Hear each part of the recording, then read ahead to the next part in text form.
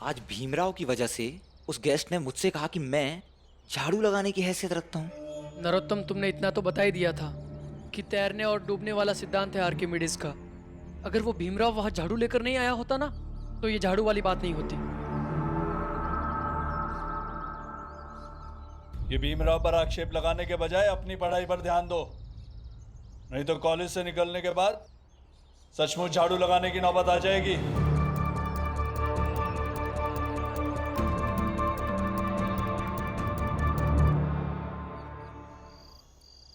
ऐसे ही उपकार करते रहिए सारे दुनिया पर। सिर्फ सोने की बात नहीं है, सुबह का चाय, नाश्ता, तेल, साबुन सब देना होगा। दोस्त इनके हैं और बोझ हमें उठाना होगा। जीजा भाई, खाना बन गया है? भैया और आनंद पूछ रहे हैं। हाँ, बन गया है। आनंद के लिए भी, आपके भैया के लिए भी और उनके दोस्त के लिए भी। चलिए, शाम से सर दर्द कर रहा है, तेल लगा देती हूँ। चल। पुरंजन काका, बाला भैया का कुछ पता है कि कहाँ है इन दिनों? नहीं बेटा, ज्यादा कुछ तो नहीं पता है, लेकिन इतना पता है कि 1 साल पहले सोलापुर की एक बाजा बजाने वाली कंपनी थी, उसमें काम करता था। लेकिन अभी कहाँ चला गया ये नहीं पता है। घर का बड़ा बेटा है, यहाँ रहता तो जिम्मेदारियां तो समझता। उधर वो भटक रहा है और यहाँ उसके बाबा और आनंद पूरा घर संभाल रहे हैं।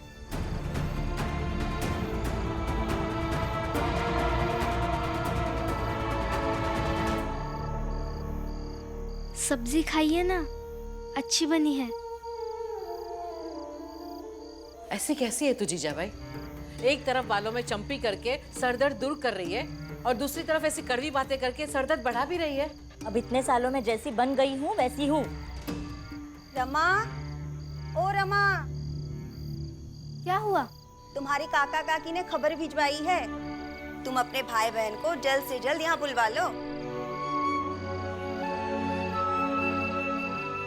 धर्मशाला नहीं है यहाँ, कोई भी आके रहने लगेगा। रहने से खर्चे भी बढ़ते हैं।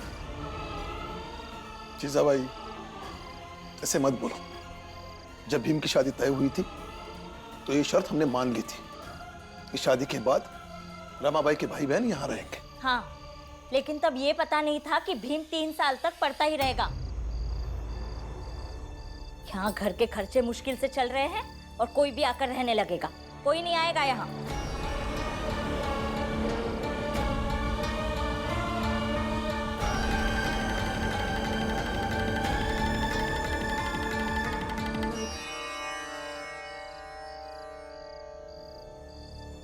आपके घर का मामला है, देख लीजिए कि क्या करना है।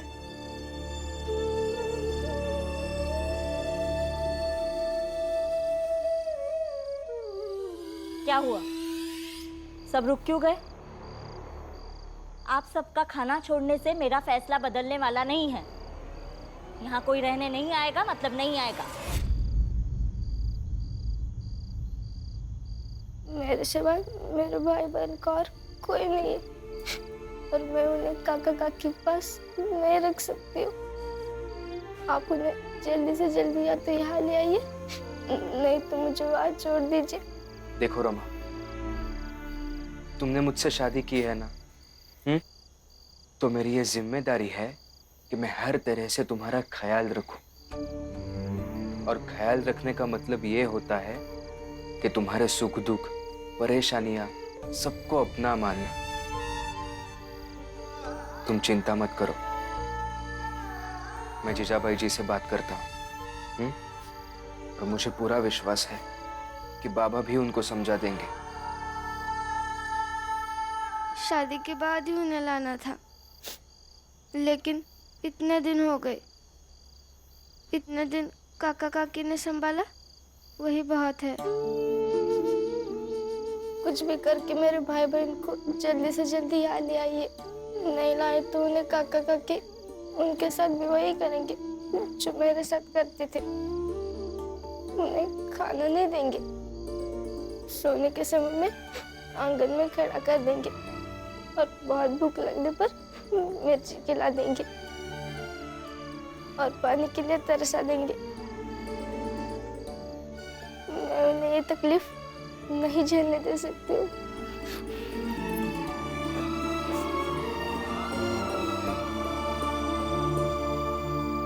रो मत रमा, मैं बाबा से बात करता हूँ ना, सब ठीक हो जाएगा। जीजा भाई, भीम के प्रति जो तुम्हारी चीड़ है उसे जाकर अलग सोचो। रमा के माता पिता नहीं है, रमा उन दोनों बच्चों की बड़ी बहन है, तो उसकी भी कुछ जिम्मेदारी बनती है ना।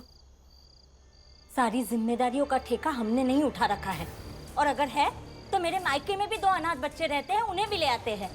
और उन्हें ही क्यों, बंबई में बहुत सारे अनाथ बच्चे होंगे, उन्हें भी उठा कर ले आते हैं। बेवजह बात को बढ़ा रही हो तुम। बंबई के सारे बच्चे और रमा के 2 भाई बहन एक नहीं हो सकते। बेवजह तो मैं कोई भी बात नहीं करती सूबेदार साहब। लक्ष्मी,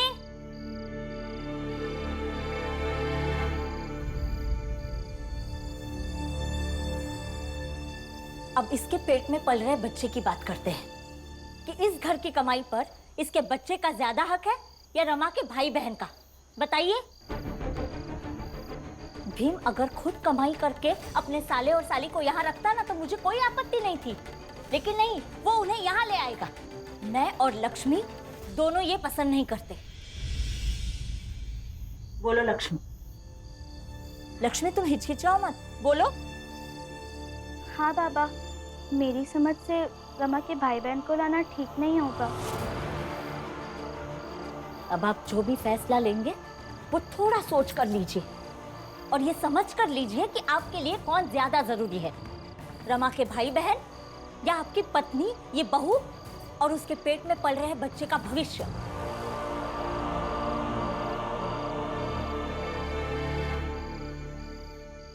बाबा। भीम,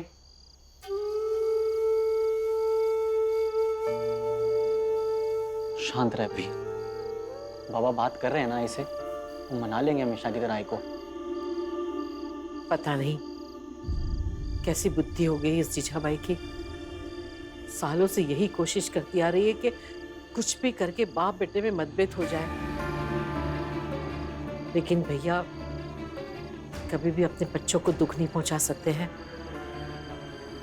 ये बात उसे समझ में क्यों नहीं आ रही है? समझ तो सब आ गया है मुझे कि आखिरी फैसला उन्हीं का होगा और वही होगा इस घर में जो वो चाहते हैं, जैसे आज तक होता आया है।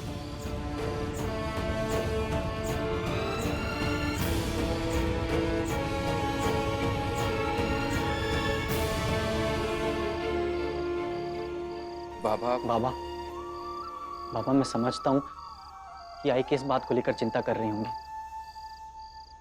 पर बाबा हिम्मत करने से सब सही हो जाता है। हमारी मुश्किलें बढ़ेंगी, पैसे कम पड़ेंगे, लेकिन बाबा दोनों बच्चे पल जाएंगे।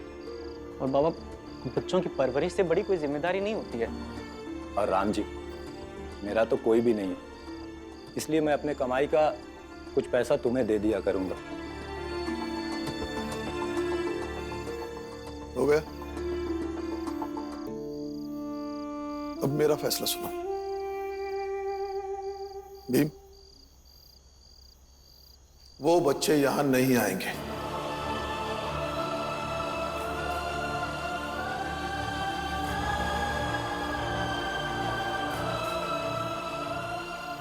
बाबा लेकिन ये सब बातें शादी के वक्त ही हो गई थी ना, फिर अभी ये सब। मैं बात से पीछे नहीं हट रहा। उन बच्चों की जिम्मेदारी हम लेंगे, लेकिन बच्चे इस घर में नहीं आएंगे। फिर उन बच्चों का क्या करना है, कैसे करना है, सोचते हैं। लेकिन यहाँ लाने में क्या दिक्कत है बाबा? दिक्कत यह है कि इस घर में सिर्फ भीम और रमा नहीं रहते, बल्कि मेरी पत्नी भी रहती है, और उसका ख्याल रखना मेरा कर्तव्य है, मेरी जिम्मेदारी है। और एक जिम्मेदारी निभाने के चक्कर में मैं बाकियों के लिए गैर जिम्मेदार नहीं बन सकता।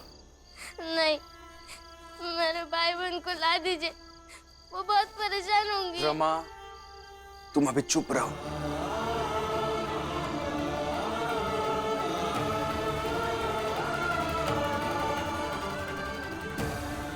जाओ, सब लोग सो जाओ। लेकिन मेरा भैया फैसला हो चुका है।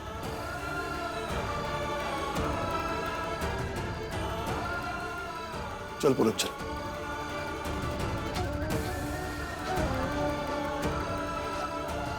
बिस्तर बिछाओ।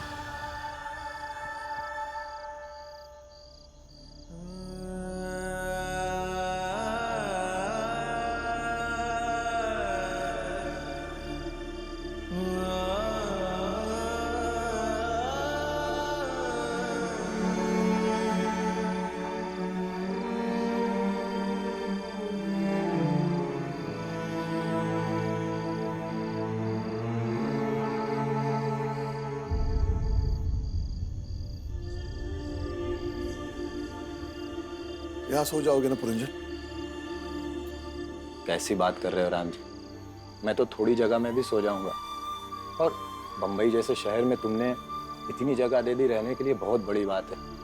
मैं यह तुम्हारा एहसान जिंदगी भर नहीं भूलूंगा। एहसान कैसा? जा सो जा।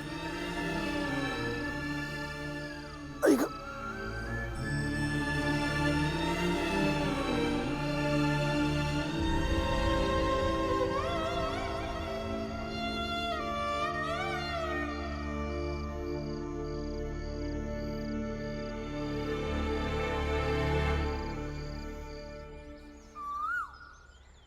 आइए सब जने। ए दीदी, दादा, आइए आइए आइए आइए सब जन आइए। आज भाई सब जने के खातिर चाह हमारी तरफ से। अरे अरे अरे लेकिन बात का है। हाँ, आज ही के दिन न निकट्टू के संगे में हमारा ब्याह हुआ था। बधाई बधाई हो, बधाई हो, बधाई हो। चाय बनती है।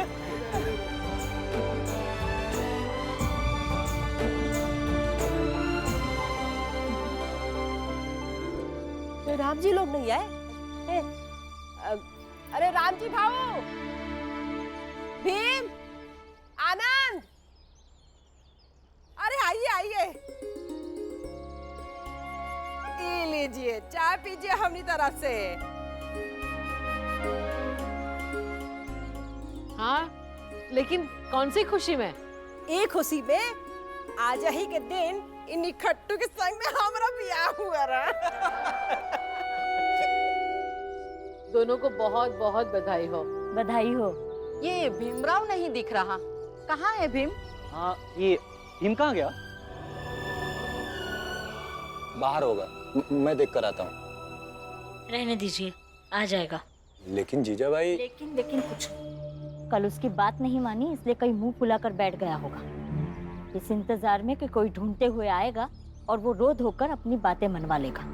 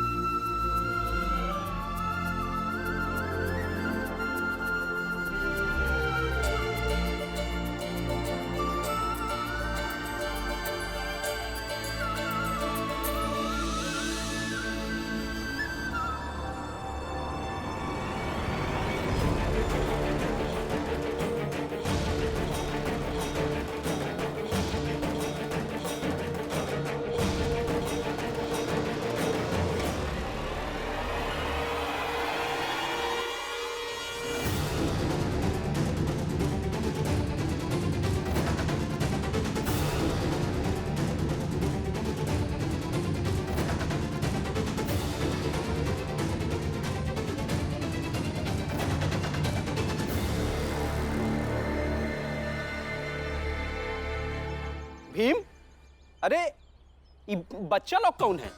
हम पहचाने नहीं इनका। अरे ये रमा के भाई बहन हैं, शादी के बाद आए थे ना थोड़े दिन के लिए, अब बड़े हो गए हैं। अच्छा हुआ, चाल में थोड़ा सा चहल पहल बढ़ जाएगा।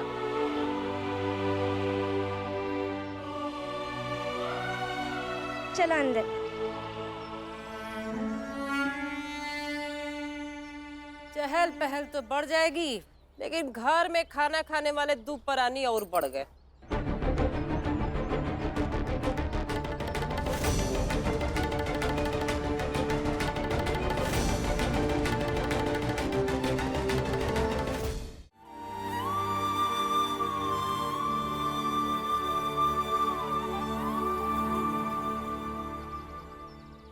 रमा,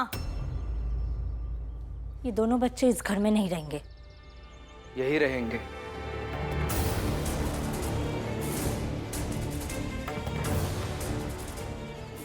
ये लो रमा, इनका सामान। भीम,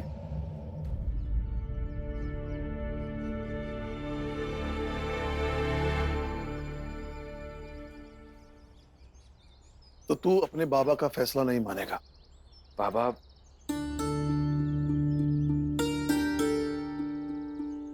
तुम दोनों बाहर जाकर खेलो, जाओ। ठीक है जीजा जी।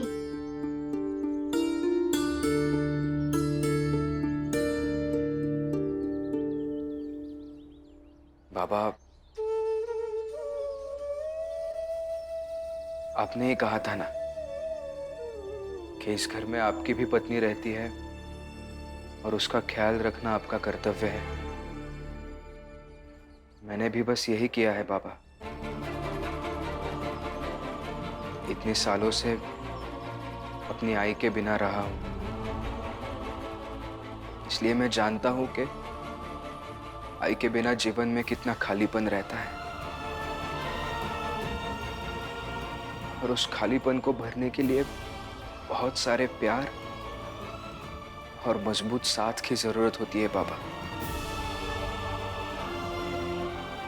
इन बच्चों को भी इस वक्त हमारे प्यार और साथ की बहुत जरूरत है। तो फिर अपनी पत्नी और इन दो बच्चों को ले जाओ यहाँ से और दे दो साथ और प्रेम मिलकर। देखिए, जब ये पूरा परिवार एक साथ मुझे घर छोड़ने के लिए कहेगा तो मैं जरूर यहाँ से चला जाऊंगा, लेकिन सिर्फ आपके व्यक्तिगत इच्छा के लिए मैं बाबा, बुआ, आनंद भैया इन सबसे रिश्ता नहीं तोड़ सकता।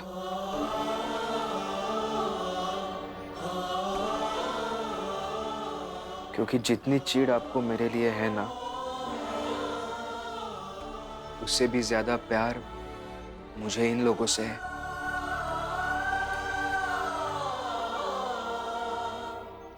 कुछ कहेंगे आप?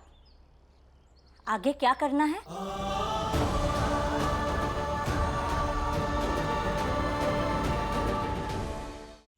उन बच्चों को भीम ने यहां लाकर सही किया, गलत किया, ये तर्क का विषय हो सकता है, लेकिन अब इन बच्चों को इस घर से कोई नहीं निकाल सकता।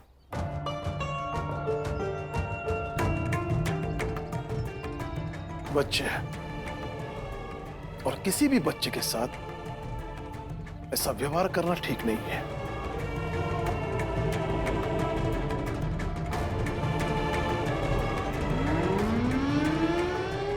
चल पुरंजर, काम पर जाना।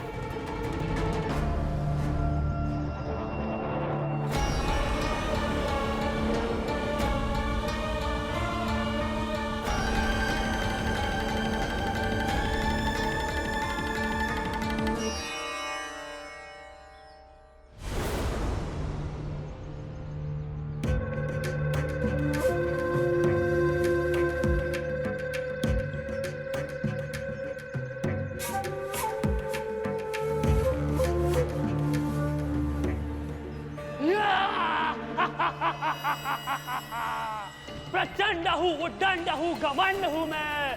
हंसू तो तूफान आए, रहूं तो बाढ़ आ जाए।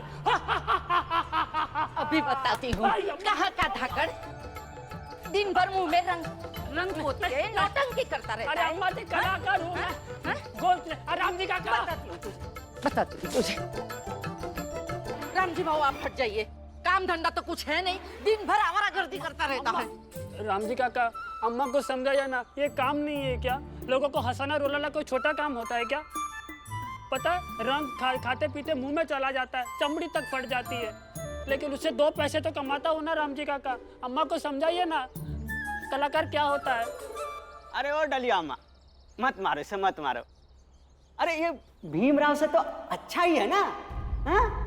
कम से कम ये 2 पैसा कमाता तो है, और तुझे तो गर्व करना चाहिए कि ये निठल्ला नहीं है भीमराव की तरह।